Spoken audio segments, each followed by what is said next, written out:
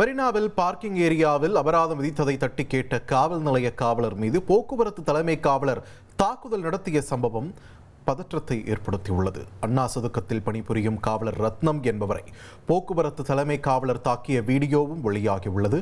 இது தொடர்பான கூடுதல் தகவல்களை வழங்க இணைகிறார் எமது செய்தியாளர் சாலமன். சாலமன், வணக்கம். இந்த தாக்குதல் சம்பவமானது எப்பொழுது நடைபெற்றது? இப்போ இது சம்பந்தமா என்ன நடவடிக்கை எடுக்கப்பட்டிருக்கு? விரிவான தகவல்களை பதிவு பண்ணுங்க. சென்னை மெரினா கடற்கரையில சண்முக சுந்தரம் என்ற போக்குவரத்து காவலர் ஒருவர் வாகன சோதனையில ஈடுபட்டு இருந்தார். குறிப்பாக அவ்வழியாக வரக்கூடிய நபர்கள் மீது அவர் வழக்கு பதிவு செய்யக்கூடிய நடவடிக்கையில் ஈடுபட்டு இருந்தார். போக்குவரத்து விதிகளை மீறியதாக கூறி அவர் வழக்கு பதிவு செய்யக்கூடிய பணியில ஈடுபட்டார். அப்போது இருசக்கர வாகனத்துல வந்த ஒருவருக்கு இன்சூரன்ஸ் இல்லை என்பதால சண்முக சுந்தரம் என்பவர் 2000 ரூபாய் ஃபைன் கேட்டதாக கூறப்படுகிறது.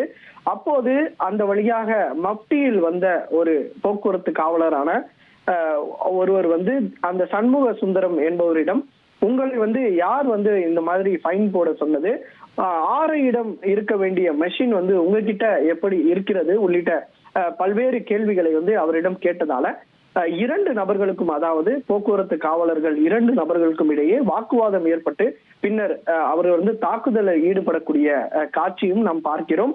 இதுல அந்த தட்டி கேட்ட மஃப்டியில் இருந்த காவலருக்கு லேசான காயமும் ஏற்பட்டதாக கூறப்படுகிறது. இந்த வீடியோவானது தற்போது சமூக வலைதளங்கள்ல வைரலான நிலையில இது தொடர்பாக துறை ரீதியான விசாரணையும் உயர் அதிகாரிகள் மேற்கொண்டு வருகின்றனர்.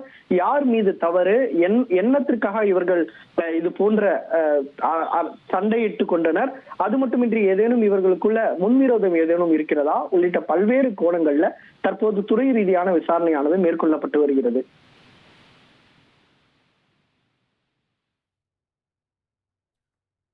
நன்றி சாலமன், உங்கள் விரிவான தகவல்களுக்கு. இனி செல்லும் இடமெல்லாம் செய்தி.